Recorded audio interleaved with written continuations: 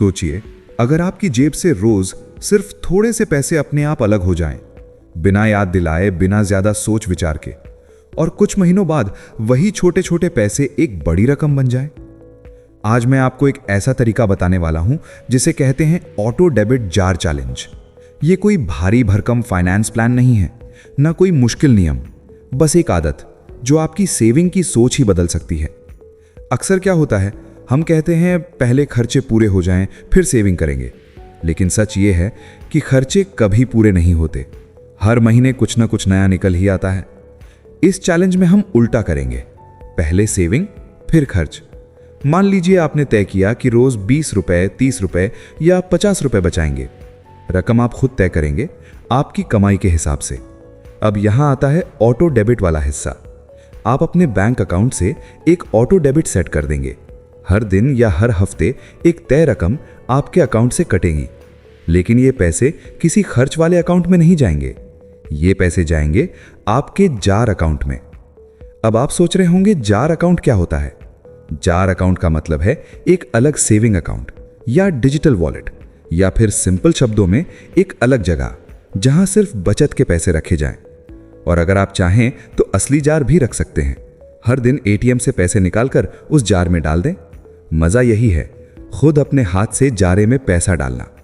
जब आप रोज अपने हाथ से पैसा जार में डालते हैं तो दिमाग को एक सिग्नल मिलता है कि मैं अपने फ्यूचर के लिए कुछ कर रहा हूं।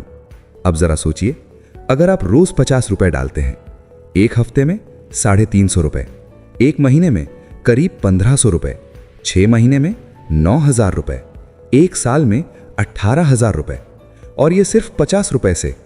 अब कल्पना कीजिए अगर आपकी इनकम बढ़ती है और आप रकम 100 रुपए कर देते हैं। यही तो ताकत है इस छोटे से चैलेंज की।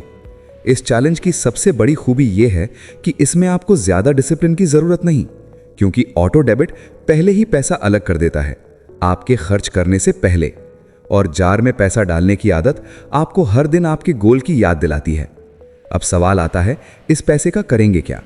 शुरुआत में बस जमा होने दीजिए, 3 महीने, 6 महीने, 1 साल। उसके बाद आप इस पैसे को इमरजेंसी फंड बना सकते हैं, या एसआईपी में डाल सकते हैं, या किसी बड़े खर्च के लिए रख सकते हैं, जैसे मोबाइल, लैपटॉप या ट्रैवल। लेकिन एक बात याद रखिएगा, इस जार को खर्च वाला जार मत बनने देना।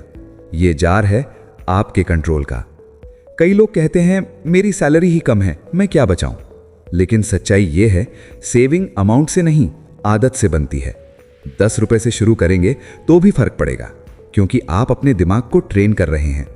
एक और मजेदार तरीका है जार को नाम देना, जैसे फ्यूचर मी जार या फ्रीडम जार या नो टेंशन फंड। नाम देने से उस जार का मतलब बदल जाता है। वो सिर्फ पैसे का डब्बा नहीं रहता, वो आपका सपना बन जाता है। अब सोचिए, जब आप किसी दिन पैसा डालना भूल जाएं और जार खाली दिखे, आपको खुद बुरा लगेगा। और यही इस चैलेंज की जीत है, क्योंकि आप अब पैसे से नहीं, अपनी आदत से लड़ रहे हैं। ऑटो डेबिट जार चैलेंज आपको अमीर नहीं बना देगा एक रात में, लेकिन यह आपको एक ऐसा इंसान बना देगा जो अपने पैसों पर कंट्रोल रखता है। और याद रखिए, जो इंसान छोटे पैसों को संभाल सकता है, वही बड़े पैसों को भी संभाल पाता है।